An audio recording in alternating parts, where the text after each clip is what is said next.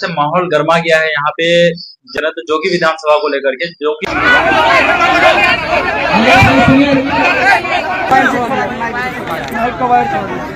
तो मैं उन्हें बता देना चाहता हूँ, पिछला रिकॉर्ड दिखा देना चाहता हूँ आप लोगों को कि शेर के सामने में शेर को ही टकराया जाता है, क्योंकि मुफ्ती साहब एक अल्लाह वाले आदमी हैं। तो अभी बहुत एक तरह से माहौल गर्मा गया है यहाँ पे किशनगंज की अगर बात करें तो जोगी विधानसभा को लेकर के, जोगी विधानसभा की टिकट की अगर बात करें तो अब्दुल्ला सालिम कमर साहब को नहीं देकर के जैसे कि मुखिया मुर्शिद साहब को दिए हैं, तो इस चीज को लेकर के बहुत सारा उल्लंघन कर रहे हैं। बहुत सारे लोग ऐसे पोस्ट करते हैं सोशल मीडिया में कि नहीं अब्दुल्ला साहब को मिलना चाहिए था, इनकी बहुत अच्छी पकड़ है। तो मैं उन्हें बता देना चाहता हूँ, पिछला रिकॉर्ड दिखा देना चाहता हूँ आप लोगों को कि जैसे 2020 का इलेक्शन हुआ था और इलेक्शन होने के बाद जब यहाँ विधानसभा जो कि विधानसभा से जो जीते थे शाहनवाज साहब, वो जीत करके जब आरजेडी में गया था, तो अब्दुल्ला सालिम साहब ने एक सभा रखा था अख्तर साहब को लेकर के जोगी के किसी क्षेत्र में, तो वहां पे उनका सभा होने नहीं दिया था उसी शाहनवाज के कुछ लोगों ने।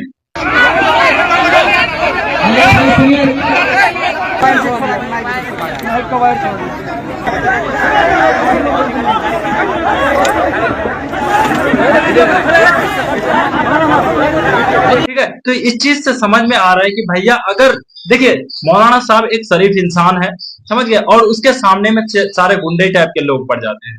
अब देखिए वो लोग जैसे ही गुंडा, देखिए कोई भी मवाली होगा तो उनको शरीफ आदमी तो कोई सुधार नहीं सकता है, मवाली को मवाली ही सुधार सकता है, एक चीज मानिएगा ये चीज हर हाल में। तो इसी हालात को देखते हुए अगर अख्तर साहब किसी चीज का फैसला लिए हैं, वहां पे मुखिया मुर्शिद साहब को टिकट दिए हैं, तो वो सारा अगला पिछला जो भी कंडीशन है वो सारा चीज देखते हुए न किया है। आप लोग कह रहे हैं कि अब्दुल्ला साहब का बहुत अच्छा पकड़ है, बहुत अच्छा वोट मिल सकता है उनको, तो ये आप लोग की सोच है, चलो ठीक है मान लेते हैं, लेकिन क्या गारंटी है जैसे कि पिछली बार 2023-24 के बीच में जब सभा रखा गया था वहीं जोगी विधानसभा में एक जनसभा रखा गया था, तो वहां पे उसको बोलने भी नहीं दिया था, उसका स्टेज वगैरह तोड़ दिया गया था। ये चीज आप लोग को याद होगा, याद नहीं होगा तो मैं याद दिला देता हूँ। तो क्या गारंटी है कि आज के डेट में मान लिया जाए अब्दुल्ला साहब को अगर टिकट देता है तो क्या गारंटी है कि उसका स्टेज शो होने देगा या फिर उसका प्रोग्राम को भंग नहीं करेगा वहां के लोग।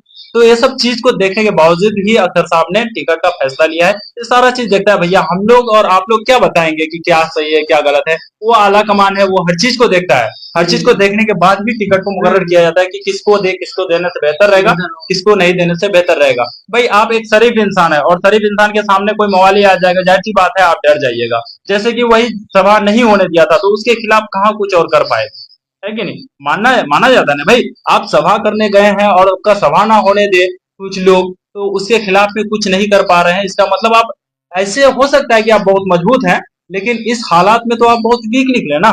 तो उस चीज को भी देखते हुए देखिए आला कमान फैसला लेता है ना भैया, बड़ा सोच समझ के लेता है।